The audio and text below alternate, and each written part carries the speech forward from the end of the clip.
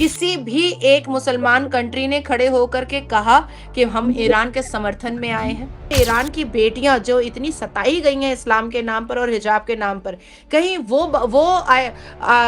Khamenei के बेटे को निकाल करके रोड पे करके मारे? ईरान में आयतुल्ला खमनेई के बाद उसका बेटा जरूर है, लेकिन गांधी का बेटा गांधी नहीं हुआ, गांधी का बाप गांधी नहीं हुआ। ईरान इजराइल और अमेरिका को अकेले हरा देगा, ये तो नेक्स्ट टू इम्पॉसिबल है। जब नेता ही नहीं बचेंगे और अपनी मिलिट्री को समझाने के लिए और अपने डिफेंस सिस्टम को बताने के लिए, तो फिर ये प्रॉक्सी वॉर रूस लड़ कैसे पाएगा? कोई हॉस्पिटल में है, कोई बड़े नेता, और कोई तो 72 वर्जिन हुरों के पास चले गए। इस समय मिडिल ईस्ट में जिस तरह का घनघोर संघर्ष छिड़ा हुआ है, एक तरफ है ईरान, दूसरी तरफ है इजराइल और अमेरिका। एक बहुत लंबे अरसे बाद कुछ ऐसा देखने को मिल रहा है जब अमेरिका एक युद्ध में इतने लंबी अवधि तक उलझा हुआ है। ईरान जिस तरीके से लगातार प्रहार कर रहा है, जिस तरीके से हाहाकार मचा रहा है, और मिडिल ईस्ट के देशों में जिस तरीके से उसकी मिसाइलें बरस रही हैं, उसने कहीं ना कहीं जो अमेरिका के राष्ट्रपति हैं डोनाल्ड ट्रंप, उनके भ्रम को तोड़कर रख दिया है। उनको लग रहा था कि बाकी देशों की तरह ईरान को भी निपट लेंगे। ईरान में जो है उनको डराएंगे, धमकाएंगे, दो चार मिसाइलें गिराएंगे, ईरान थम जाएगा, रुक जाएगा। लेकिन ईरान ने जिस तरीके से प्रहार किया है, जिस तरीके से आर या पार की सिचुएशन में वो नजर आ रहा है, ये कहीं ना कहीं एक बड़े खतरे का जो है संकेत हो सकता है। इन तमाम पहलुओं पर बातचीत करने के लिए हमारे साथ इस समय मौजूद हैं नाजिया इलाही खान। सामाजिक कार्यकर्ता हैं, सुप्रीम कोर्ट की एडवोकेट हैं और मिडिल ईस्ट के कई देशों में पैनलिस्ट के रूप में ये जानी जाती हैं। बेबाकी से अपनी राय रखती हैं। मैम, स्वागत है आपका। हर हर महादेव, वंदे मातरम। नाजिया जी, इस पूरे घटनाक्रम को आप किस नजर से देखती हैं और इस युद्ध का अंजाम क्या कुछ हो सकता है? आपको क्या लगता है? देखिए, मुझे ऐसा लगता है कि वो घर बहुत जल्दी टूटता है जिस घर के अंदर अपनों में ही मेंटालिटी डिस्प्यूट होता है। तो ईरान एक ऐसा देश है जहां पर घर के अंदर ही, देश के अंदर के लोग ही 60-40 में बढ़ चुके हैं। 60% ये चाहता है कि ईरान रिफॉर्म हो, ईरान पुराना वाला ईरान हो, ईरान डेवलप हो, और खमनेई जैसे खानदान के लोगों से ईरान मुक्त हो जाए। तो ये ईरान के 60% लोग ही चाह रहे हैं। दूसरी बात मैं कहूंगी, जो मेरा रिसर्च कहता है कि डोनाल्ड ट्रंप को ये बात का अंदाजा था कि ईरान बहुत मजबूत है अपने डिफेंस से, और ईरान तेल और गैस को भी रोकने की कोशिश करेगा।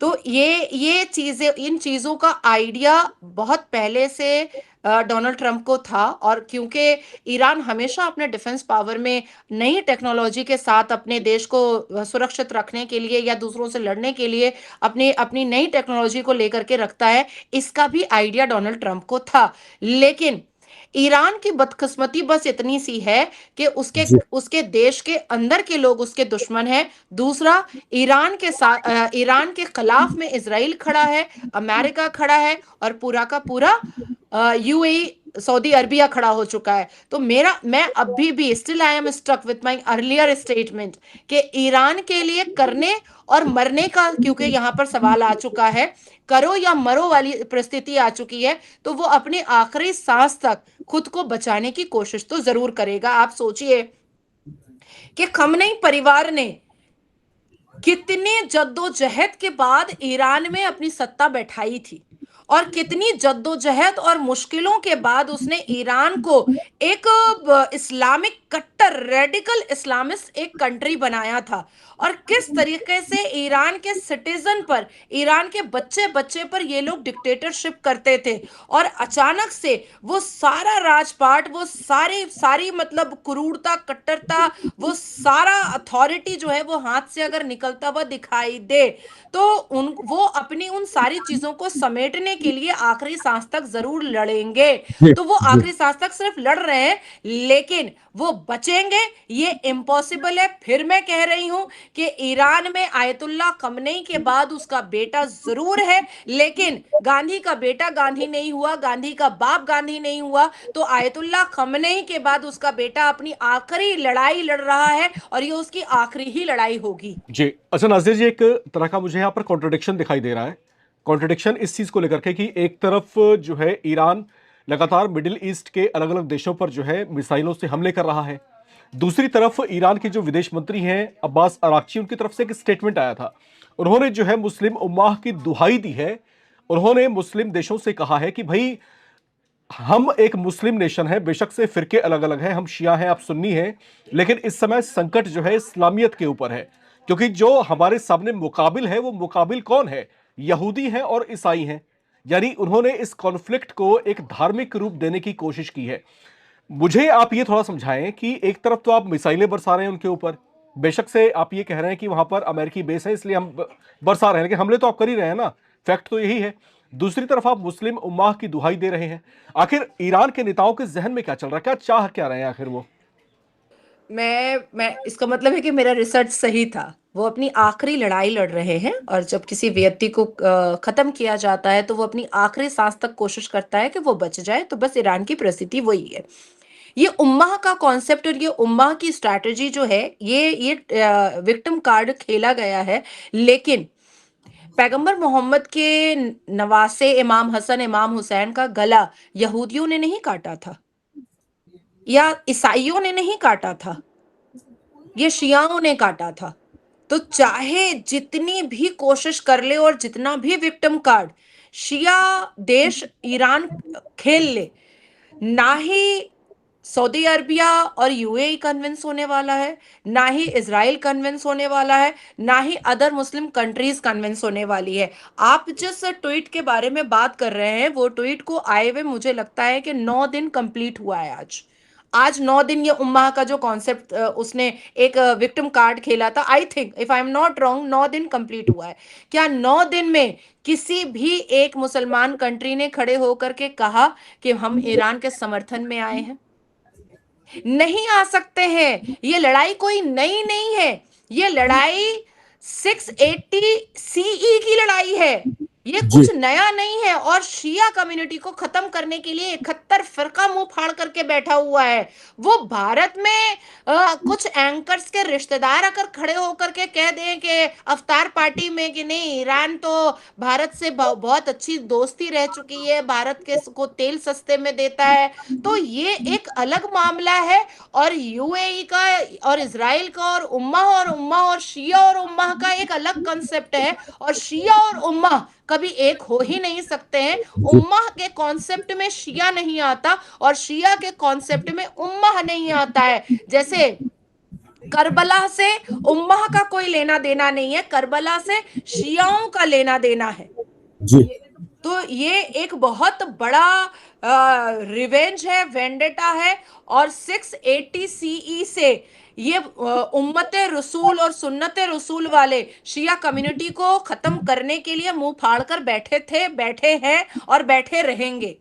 जी बिल्कुल। और यहां पर देखिए, मुझे एक जो तस्वीर यहां पर दिखाई दे रही है, तो एक तरह की चर्चा यह भी है कि ईरान पूरी दिलेरी से मुकाबला कर रहा है, लेकिन यहां पर बात फिर लौट करके वहीं आती है कि आखिर ये दिलेरी दुनिया के सबसे मजबूत आर्मी के सामने कब तक टिक पाएगी? क्योंकि जिस तरह से पिछले 48 घंटे में हमले तेज किए गए हैं, उसमें अमेरिका का जो स्पेस रिसर्च सेंटर है उसको ध्वस्त कर दिया गया है। इसके अलावा अभी कुछ घंटे पहले एक बड़ा अटैक हुआ था जिसमें ईरान का जो न्यूक्लियर पावर प्लांट है उसको निशाना बना के अटैक किया गया। हालांकि उसमें बचाव हो गया है, लेकिन इसके अलावा जिस तरीके से अमेरिका अब जो है अपने हमले लगातार तेज कर रहा है, हमलों की इंटेंसिटी अब लगातार तेज करता जा रहा है, अब कहीं ना कहीं ऐसा लग रहा है कि पिछले 18-19 दिनों में अब तक अमेरिका रिजर्व होकर के अटैक्स कर रहा था, लेकिन अब कहीं ना कहीं उसके तोप का मुंह अचानक खुल चुका है, उसके हमलों की इंटेंसिटी अचानक तेज हो गई है। कुछ और ताजा घटनाक्रमों की बात करें तो बंकर बस्टर बम से जो है अटैक किया गया है। ये बड़ी गंभीर सिचुएशन है इस समय ईरान के लिए। तो क्या ईरान की मौजूदा सरकार यही करके मानना चाहती है कि सब कुछ तबाह कर दो, उसके बाद ही हम घुटने टेकेंगे ताकि हमारी देश की जनता के सामने कुछ भी ना बचे और फिर नए सिरे से नया ईरान गठित हो? क्या ईरान की सरकार यही चाह रही है? आपने कहा राम राम जी कि ईरान बड़े तेवर में इस वॉर को और कॉन्फ्लिक्ट को लड़ रही है। नहीं, मरता क्या नहीं करता। अपने अस्तित्व को, अपनी इमेज को, अपने रेडिकल इस्लामिस्ट ऑरा को, अपने डिक्टेटरशिप वाले सत्ता को बचाने की कोशिश में लगा हुआ है। और अब तो बात आ गई है आयतुल्ला खमेनी के परिवार के अस्तित्व की, कि कहीं जी। ऐसा ना हो कि ईरान की बेटियां जो इतनी सताई गई हैं इस्लाम के नाम पर और हिजाब के नाम पर, कहीं वो खमेनी के बेटे को निकाल करके रोड ना करके मारे। और ये बात बिल्कुल सत्य है कि इजराइल और अमेरिका अभी तक जो है ना बहुत नॉर्मल तरीके से ईरान से लड़ रहा था, लेकिन अब आने वाले वक्त में आप 2-3 दिन में देखिएगा कि इजराइल और अमेरिका दोनों अपने पूरे तेवर में लड़ेगा और वाकई में वही होगा जो आपने कहा है कि एक नया ईरान हमारे सामने नजरों के सामने आएगा। क्योंकि होता क्या है कि घमंड जो होता है ना, वो तो अल्लाह को भी पसंद नहीं है। तो खमेनी ने जो घमंड और जो डिक्टेटरशिप अपनी जनता को दिखाया है, तो मुझे लग रहा है कि इस कॉन्फ्लिक्ट में जनता के लिए इनके पास अब कुछ बचेगा नहीं।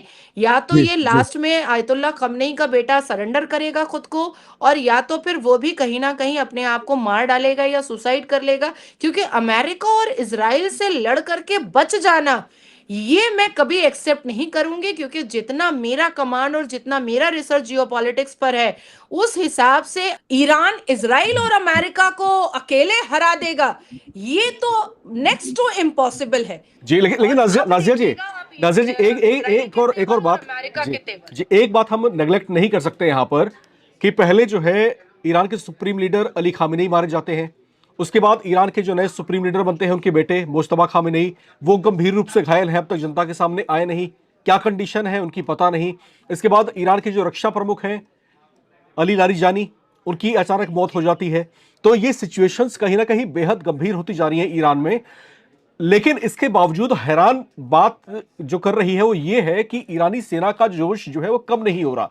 एक और तरह की थ्योरी जो निकल करके आ रही है, जो चर्चाओं का विषय बन रही है, वो ये है कि जोश इसलिए कम नहीं पड़ रहा क्योंकि रशिया जो है वो ईरान के पीछे खड़ा है, वो प्रॉक्सी वॉर लड़ रहा है। चर्चा ये भी है कि जिस तरीके से यूक्रेन को युद्ध में उलझा रखा है रूस के साथ अमेरिका ने, उसी तरीके से ईरान को युद्ध में अमेरिका के साथ उलझा के रखना चाहता है रूस। अब इस बात में कितनी सच्चाई आप देखती हैं? क्या वाकई ऐसा लगता है आपको, ऐसा हो सकता है? हाँ, मुझे मुझे अगर जियोपॉलिटिकल आप इसको देखेंगे तो मुझे ऐसा लगता है कि ऐसा हो सकता है। और यही वजह है कि ईरान अब तक टिका हुआ भी है और ईरान अब तक फाइट कर भी पा रहा है, वो भी इजराइल और अमेरिका के सामने। अगर रूस का इंटरवेंशन और रूस का हेल्प नहीं होता, तो शायद ईरान से लड़ना, जैसा कि डोनाल्ड ट्रंप ने कहा था कि हमारे लिए तो 2-3 दिन का काम है, लेकिन उसके बाद फिर डोनाल्ड ट्रंप को ये घोषणा करनी पड़ी कि जब तक चलेगा तब तक चलेगा, लेकिन हम अंत तक पहुंचेंगे। तो ये डोनाल्ड ट्रंप का ट्वीट था। तो इसको मैं एक्सेप्ट करूंगी कि हाँ, रूस का इंटरवेंशन जो है और एक प्रॉक्सी वॉर जो है वो हो सकता है। लेकिन जब नेता ही नहीं बचेंगे और अपनी मिलिट्री को समझाने के लिए और अपने डिफेंस सिस्टम को बताने के लिए, तो फिर ये प्रॉक्सी वॉर रूस लड़ कैसे पाएगा? ये भी एक बहुत बड़ी वजह है। क्योंकि कोई हॉस्पिटल में है, कोई बड़े नेता, और कोई तो 72 वर्जिन हुरों के पास चले गए। तो I as per my opinion, as per my research, कि आई थिंक 1 महीने की और बात है और उसके बाद घुटने पर है ईरान। बिल्कुल। और रमजान का महीना चल रहा है और बकरे की अम्मा कब तक खैर मनाएगी? एक ना एक दिन बकरा एग्जैक्टली, कटेगा। बकरीद आने वाला है। ईद के बाद ही बकरीद आएगा। और बिल्कुल, और जिस तरह के हालात इस समय मिडिल ईस्ट में दिखाई दे रहे हैं वो बेहद गंभीर हैं। और ईरान जिस तरीके से अपने रुख पर अड़ा हुआ है, जिस तरीके से अब्बास अराक्ची जो विदेश मंत्री हैं ईरान के, उन्होंने साफ साफ कह दिया है कि ईरान कदम पीछे नहीं लेगा। अब आर या पार की लड़ाई के मूड में ईरान दिखाई दे रहा है, लेकिन इस आर या पार की लड़ाई की परिणति कैसी होगी, इसका अंत कैसा होगा, ये जो है वो प्रश्न है जो इस समय न सिर्फ मिडिल ईस्ट को बल्कि पूरे विश्व को इस समय परेशान कर रहा है। क्योंकि ईरान की इस लड़ाई की वजह से जो कच्चे तेल का प्रोडक्शन है वो काफी हद तक ठप पड़ चुका है। बहुत सारे देश ऐसे हैं जो तेल का प्रोडक्शन 50% से भी डाउन कर चुके हैं। जो स्ट्रेट ऑफ हॉर्मूज है वहां से जो है कच्चे तेल और गैस की सप्लाई काफी हद तक प्रभावित हुई है। इसका अप्रत्यक्ष तौर से कई देशों पर असर पड़ रहा है जिसमें भारत भी शामिल है। अगर ये हालात इसी तरीके से बने रहे तो आने वाले कुछ और हफ्तों में इन देशों की अर्थव्यवस्था पर भी इसका प्रभाव पड़ सकता है। एहतियाती कदम हालांकि इन देशों की ओर से उठाए जा रहे हैं, लेकिन साथ ही साथ क्रॉस द फिंगर ये कामना भी की जा रही है कि जल्दी से जल्दी ये लड़ाई शांत हो जाए, जो कि ईरान शांत करता हुआ दिखाई नहीं दे रहा। बहरहाल अमेरिका अब क्या कदम उठाने वाला है? क्या कोई एक्सट्रीम स्टेप उसकी तरफ से उठाया जाएगा? क्या उसकी तरफ से कोई ऐसी रणनीति है जिससे ईरान वाकई घुटने टेक देगा या अमेरिका से टिकवा देगा, जो कि समझ में नहीं आता वो कैसे करने वाला है। पाकिस्तान और अफगानिस्तान के बीच हालात बेहद गंभीर होते जा रहे हैं। दोनों देश इस समय भीषण संग्राम में जूझ रहे हैं। पाकिस्तान ने एक बड़ा हमला कर अफगानिस्तान को दहला दिया है। जिस जिस तरीके से वहां पर बड़े एयर स्ट्राइक किए गए, ये कहीं ना कहीं एक बड़े गंभीर खतरे की तरफ इशारा कर रहा है। तालिबान सरकार ने साफ साफ कह दिया है कि इसका बहुत बुरा खामियाजा पाकिस्तान को और खास तौर से असीम मुनीर की सेना को भुगतना पड़ेगा। आखिर पाकिस्तान चाहता क्या है? पाकिस्तान की इकोनॉमी जिस तरीके से क्रैश होने की कगार पर है, उसका फॉरेन रिजर्व जिस तरीके से लगभग खत्म होने को है, जिस तरीके से वहां पर राजनीतिक संकट उभरा हुआ है, इन तमाम हालात के बीच, इन तमाम समस्याओं को देखते हुए भी पाकिस्तान की सेना अफगानिस्तान से युद्ध लड़ने को आमादा दिखाई दे रही है। आखिर क्या है इसके पीछे? क्या कोई बड़ी शक्ति पाकिस्तान को ऐसा करने के लिए उकसा रही है? क्या यह पाकिस्तान के लिए सुसाइडल अटेम्प्ट जैसा नहीं है? पाकिस्तान अफगानिस्तान के बीच इस समय जो चीजें हो रही हैं, ये पूरा सिनेरियो देखकर आपको क्या लगता है क्या होने वाला है? इस बात में कोई दो राय नहीं है कि वेस्ट एशिया के जो कॉन्फ्लिक्ट चल रहे थे, इजराइल, अमेरिका, ईरान, यूएई, जिसकी वजह से हम लोग 22 फरवरी 2026 से में जो स्टार्ट हुआ पाकिस्तान और अफगान वॉर, उसकी तरफ बहुत ज्यादा जियोपॉलिटिकल डायस्पोरा या जियोपॉलिटिकल न्यूज पर हमने उतने चर्चे में नहीं देखा। लेकिन जी। जिस हिसाब से कंटिन्यूअसली एक वॉर की परिस्थिति बनी ही रही और 13 मार्च को अफगानिस्तान ने ड्रोन जो है वो हमजा बोल करके एक जी। मिलिट्री कैंप पर इस्लामाबाद में डाला और उसके बाद फिर पाकिस्तान को इतना जोर गुस्सा आया कि अब मैं तुमको छोड़ूंगा नहीं। तो पाकिस्तान ने कुछ घंटे पहले अफगानिस्तान के काबुल में एक अस्पताल जहां पर रिहैब सेंटर था जो सरकार ने बनाया था, वहां पर उसने एयर स्ट्राइक किया और तकरीबन 400 लोगों के मृत्युओं की बात आ रही है, 200 लोगों के घायल होने की बात आ रही है और पूरा मलबे से लाशें निकाली जा रही हैं, लोगों को निकाला जा रहा है। लेकिन एक तरफ ये भी आता है कि ये जो पाकिस्तान और अफगानिस्तान का वॉर है, इसको अगर हम देखें तो साउथ और सेंट्रल एशिया में के सिक्योरिटी लैंड को लेकर के आने वाले वक्त में जियोपॉलिटिक्स पर एक बड़ा हिस्सा बन सकता है ये वॉर, क्योंकि पाकिस्तान को ऐसा लगता है कि अफगानिस्तान इंडिया का प्रॉक्सी वॉर कर रहा है। वो जी। ऑपरेशन सिंदूर वाला गुस्सा निकाला जा रहा है और पाकिस्तान को थोड़ी बहुत जो फंडिंग अभी मिल रही है वो चाइना से मिल रही है। तो कहीं ना कहीं साउथ और सेंट्रल एशिया के सिक्योरिटी लैंड को ये जियोपॉलिटिकल एक नया रूप देने वाला है। दूसरी बात आती है कि रमजानुल मुबारक के मुबारक महीने में जिस हिसाब से Iran, Saudi Arabia, Pakistan, Afghan एक दूसरे को मृत्यु दंड दे रहा है और एक दूसरे के देश के लोगों को 72 वर्जिन हुरों के पास भेज रहा है, तो इसमें कोई शॉकिंग बात या it's not a flabbergasted topic for Muslims और उम्मा, बिकॉज रमजानुल मुबारक के मुबारक महीने में हम अभी की जिंदगी में भी देखते हैं कि बहुत सारे ऐसे लोग हैं, ऐसे मुसलमान हैं जिनकी ये मानसिकता होती है कि हम ईद में कपड़े ना बनाएं लेकिन बकरीद में हम जानवर, मासूम जानवर को ज़बह जरूर करेंगे। तो उसी तरीके से रमजानुल मुबारक इबादत का महीना कहने को है, लेकिन एक दूसरे को मारना या किसी को मुर्तद बोल करके देना या किसी को ब्लास्फेमी कर देना या किसी को काफिर बोल करके काटना या आपस में काट देना, आपस में मार देना, ये सब बहुत नॉर्मल सी चीजें हैं। अभी अफगान के एक क्रिकेटर ने भी कहा है कि रमजान मुबारक के मुबारक महीने में पाकिस्तान ऐसा क्यों कर रहा है। तो ये सबको पता है कि पाकिस्तान अपनी फितरत से वो बाज नहीं आ सकता है। उसके हाथ में भीख का कटोरा है। अभी 23 मार्च को उसके यहाँ एक आयोजन होने वाला था, वो भी उसने नहीं किया क्योंकि उसके पास पैसे नहीं है, उसकी फाइनेंशियल जी। कंडीशन बहुत ज्यादा खराब है। लेकिन जहां पर जंग लड़ने की बात आएगी या जहां पर करने की बात आएगी या जहां पर बहु बेटियों को लूटने की बात आएगी, वो इस्लाम के जस्टिफिकेशन पर पाकिस्तान आराम से करता है। नाजिया जी, नाजिया जी, हमने जब रशिया यूक्रेन की वॉर को देखा तो उस दौरान क्रिसमस के वक्त जो है दोनों ही देश अपने अपनी तरफ से युद्ध को रोक दिया करते हैं। ठीक है, एक नज़ीर वहां पर हम देख सकते हैं। जब बात आती है इस्लामिक स्टेट पाकिस्तान की, जब बात आती है इस्लामिक स्टेट अफगानिस्तान की, दोनों ही घोषित तौर से मुस्लिम कंट्रीज हैं, इस्लामिक रिपब्लिक है दोनों देश। तो यहां पर रमजान के मौके पर इस तरीके से जब पाकिस्तान इस हमले कर रहा है और खास तौर से मुसलमानों का ही खून बहा रहा है, वहां पर हत्याएं कर रहा है जिस तरीके से, तो ये पूरी चीजें देख करके क्या आपको इस बात पे कोई संदेह नजर आता है कि पाकिस्तान के पीछे कोई अंतरराष्ट्रीय ताकत हो सकती है? मैं हालांकि सीधे तौर से अमेरिका का नाम लेने से बचना चाह रहा था, लेकिन मैं लेना ही चाहता हूं। क्या इसके पीछे वजह बगराम एयर बेस भी हो सकता है? आपको क्या लगता है? देखिए, सबसे पहले तो मैं आपको ये बताऊं कि जब हम अल कुरान पढ़ते हैं तो अल कुरान में ये वाज़ा होता है कि कई जंगें जो हैं वो पैगंबरों ने रमजान के महीने में की है, मुहर्रम के महीने में किया है। तो ये कोई, फिर से कहूंगी कि ये कोई शॉकिंग बात नहीं है कि जैसे रशिया यूक्रेन में क्रिसमस को देख करके उन लोगों ने कॉन्फ्लिक्ट को रोक दिया, तो उसी उसी को देख करके ये लोग भी बहुत अच्छे मुसलमान बन जाएंगे। तो अच्छा मुसलमान बनने के लिए अपने पैगंबर को फॉलो करना पड़ता है।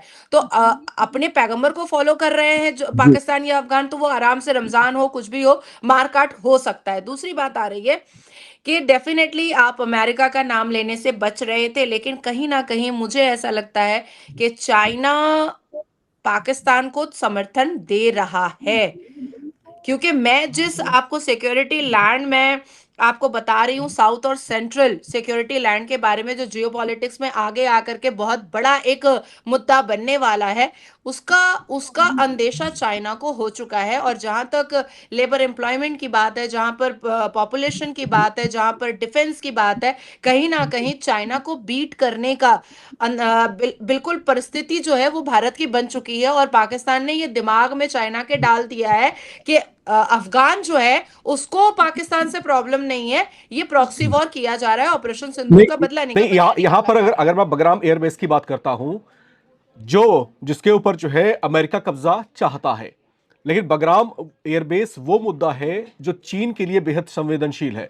अब पाकिस्तान की जो पोजीशन है चीन और अमेरिका के बीच, आपको लगता नहीं कि अमेरिका और चाइना की राइवलरी के बीच पाकिस्तान जो है ढोल की तरह पीट दिया जाएगा? देखिए, मतलब एक भिखारी जिसके हाथ में भीख का कटोरा पहले से ही है, जिसका कोई अस्तित्व नहीं है, जिसका कोई वैल्यू नहीं है। आप यूएन चले जाइए, जियोपॉलिटिकल डायस्पोरा पे चले जाइए, आप इंटरनेशनल कोर्ट चले जाइए या किसी भी समिट या कॉन्क्लेव में जाइए इंटरनेशनल प्लेटफॉर्म पर, तो हमेशा पाकिस्तान को बहुत पीछे का चेयर मिलता है या पीछे की सीट मिलती है। या इकोनॉमिकल पावर में देखिएगा या जियोपॉलिटिकल पावर में देखिएगा या डिफेंस पावर में देखिएगा, तो या जीडीपी पावर में देखिएगा, तो ये क्रिस्टल क्लियर हो चुका है कि पाकिस्तान की औकात जूते और चप्पल के बराबर है। कुत्तों, गली के कुत्तों की भी औकात ज्यादा होगी, लेकिन पाकिस्तान की औकात नहीं है। और ऐसे सिचुएशन में अगर अमेरिका के से थोड़ा सा भीख मिल जाए, चाइना से थोड़ा सा भीख मिल जाए और उसके बाद फिर वो मार कुटाई करे, तो मुझे लगता है कि मरता क्या नहीं करता। तो मरने वाले को अगर 2 बूंद पानी या 2 खतरा पानी कोई दे रहा है तो उसके लिए वो कर लेगा। और पाकिस्तान एक ऐसा ऐसा कंट्री है, ऐसा इस्लामिक कंट्री है जिसको कोई फर्क नहीं पड़ता है। अगर आज पैगंबर मोहम्मद धरती पर होते और उसको पाकिस्तान, और वो पाकिस्तान की पाक सरजमीन पर होते पैगंबर मोहम्मद, और शहबाज को और मुल्ला मुनीर को अगर अमेरिका ने और चाइना ने कुछ पैसा दिया होता कि पैगंबर मोहम्मद को, तो पाकिस्तान ये भी कर देता, वो उससे भी पीछे नहीं हटता। तो ये है ओरिजिनल जो हिजाब खुला है, वो पाकिस्तान का ऐसे ही खुलता है। जी। अब पाकिस्तान की जो हालिया स्थिति है, थोड़ी सी उसकी हम बात कर लें। पाकिस्तान का जो फॉरेक्स है वो तकरीबन तकरीबन खाली होने के कगार पर है। वो जो है संवेदनशील पोजीशन पर पहुंच चुका है। इसके अलावा पाकिस्तान में जो रोजमर्रा की जरूरत की चीजें हैं उसके दाम बहुत आसमान छू रहे हैं। लोग वहां पर जो है महंगाई से पूरी तरीके से त्रस्त है। मौजूदा हालात में वहां पर जो है आप रसोई गैस की बात कर लें, आप डेली कमोडिटीज की बात कर लें और तमाम सहूलियतों की बात कर लें, उसके लिए भी तिल तिल करके पाकिस्तान तड़प रहा है। तो ऐसी कंडीशन जिस देश की है, और हाँ एक और बात यहां पर आपको बताना चाहूंगा कि पाकिस्तान में 23 मार्च को जो है राष्ट्रीय परेड दिवस होनी थी। तो राष्ट्रीय जी। परेड दिवस को टाल दिया गया है क्योंकि पाकिस्तान की आर्थिक स्थिति ठीक नहीं है। अब जो देश अपने राष्ट्रीय परेड को टाल सकता है अपनी आर्थिक स्थिति का हवाला देते हुए, वो देश आखिर कैसे हिम्मत कर सकता है कि वो जो है अफगानिस्तान के साथ में इतनी भीषण लड़ाई छेड़ दे। और वो भी इस हमले को भी बहुत टाइम नहीं हुआ, अभी एक दिन पहले की ही बात है जब काबुल में जो है बड़ा एयर स्ट्राइक किया है, ये जानते हुए भी कि वहां से रिटेलिएशन होगी। ये इतना बड़ा रिस्क लेने की हिम्मत आखिर पाकिस्तान को आई कहां से? नाजिया जी वो समझाए थोड़ा सा। देखिए, अभी मैं इसको बहुत डिटेल में समझाना चाहूँगी। अभी जैसे तेल का और गैस का बहुत इश्यू हो रहा है, तो आपको आपको भी पता होगा कि किस हिसाब से पाकिस्तान के वज़ीर-ए-आज़म ने कहा है कि आप लोग पब्लिक ट्रांसपोर्ट इस्तेमाल कीजिए, ₹50 डीज़ल में और ₹55 पेट्रोल में हम बढ़ा रहे हैं, हम एलपीजी में बढ़ा रहे हैं पैसा, और ज़्यादा जी। कम से कम इस्तेमाल किया जाए। हमारे मंत्रालय की गाड़ियाँ नहीं चलेंगी, हमारे जो कैबिनेट मंत्री हैं वो गाड़ियों से नहीं आएँगे, आप लोग साइकिल लीजिए। तो पाकिस्तान की स्थिति को ऐसे ये लोग सँभालते हैं। अभी रमज़ान का महीना चल रहा है और रमज़ान में मुसलमान थोड़ा ज़्यादा खाते-पीते हैं। कहने को बोला जाता है कि रोज़ा रखते हैं तो बड़ा कठिन फ़ास्ट होता है, ऐसा कुछ नहीं है, बहुत ज़्यादा खाता-पीता है मुसलमान।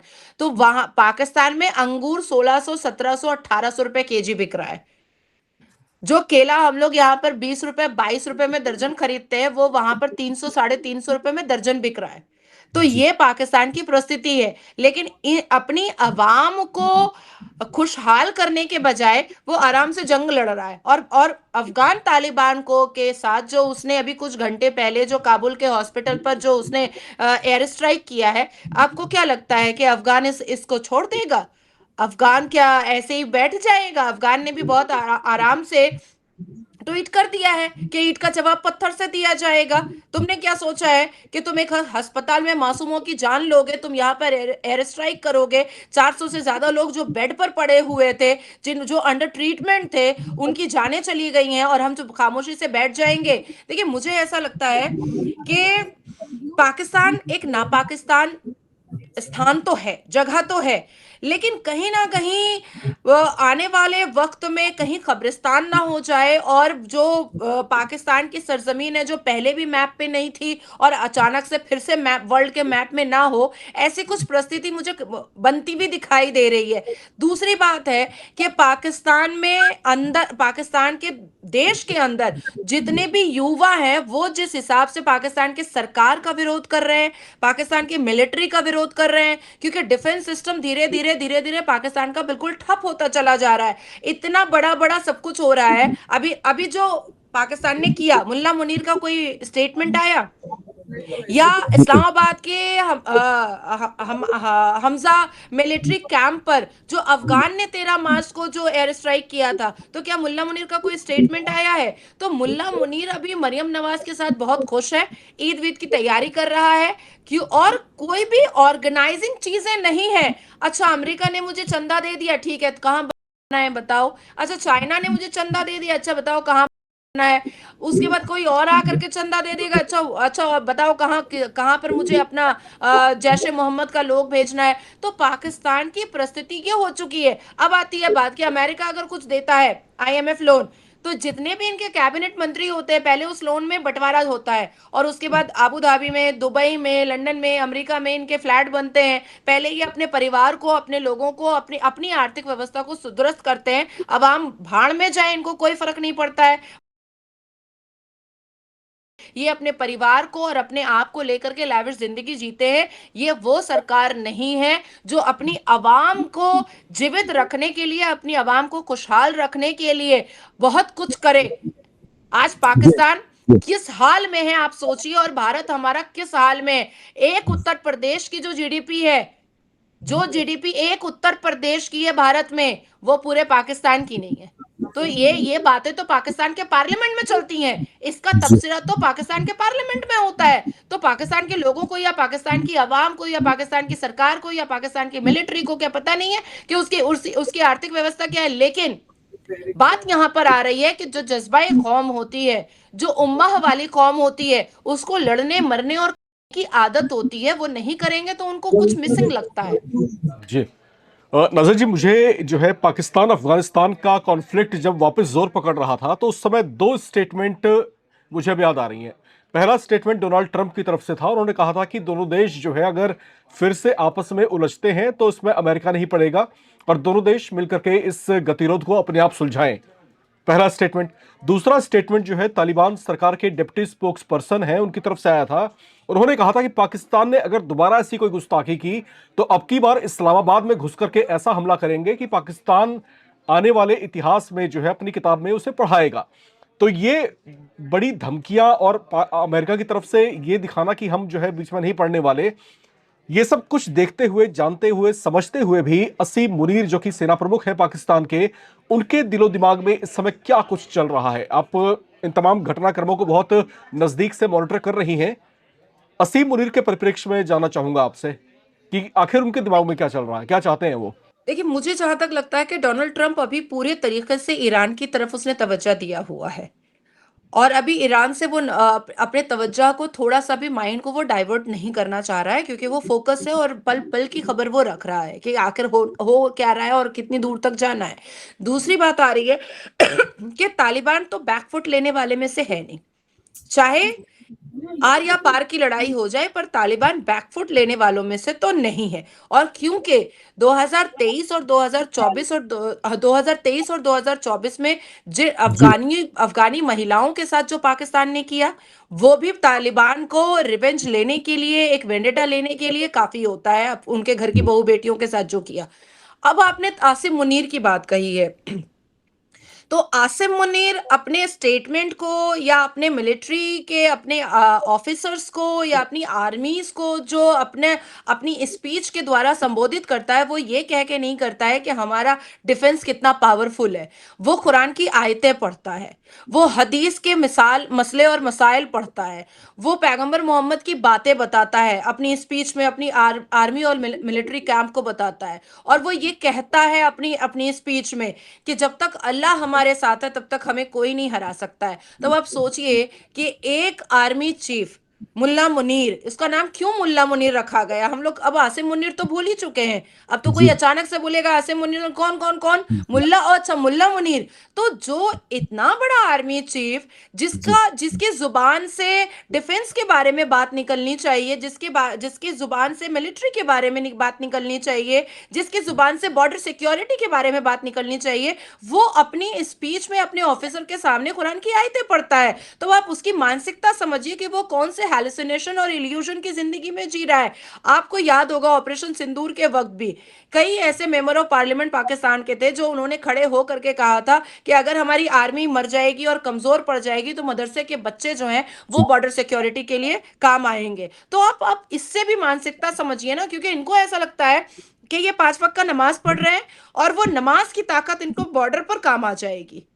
ये ला इलाहा नारा तकबीर बोलेंगे और वो नारा तकबीर और ला इलाहा की ताकत जो है वो बॉर्डर सिक्योरिटी करने के लिए आ जाएगी। तो इनकी जो दिमागी जो मानसिकता खराब है, इसको इसको एक्सप्लेन करना शब्दों से या इसको जियो पॉलिटिकल तरीके से एक्सप्लेन करना, it's too tough for anyone actually Ram ji, ji anyone. अब ये यूएन जाते हैं, ये यूएन जा करके भी कुरान की आयतें बताते हैं, ये इंटरनेशनल कोर्ट में भी जाकर के कुरान की आयतें बताते हैं। और इस यही वजह होती है कि पाकिस्तान की कई ऐसी फाइल है जो यूएन और इंटरनेशनल कोर्ट में धरी पड़ी हुई है, क्योंकि कुरान की आयतें आयतें बताते हैं। तो ये पागलपन है। और आसिम मुनीर कोई आर्मी चीफ नहीं है, वो सिर्फ एक, क्योंकि वहां पर कोई मिला नहीं उसको बैठा दिया गया है और उसके पास कोई रिप्लाई अब है नहीं, क्योंकि जिस इस्लाम के हैलुसिनेशन में और इल्यूजन में और 72 वर्जिन हूरों के ड्रीम में जो आसिम मुल्ला मुनीर जी रहा है, वो तो सिर्फ मरियम नवाज के दुपट्टे में लपेटा हुआ है, इसके अलावा तो उसके पास कोई काम है नहीं।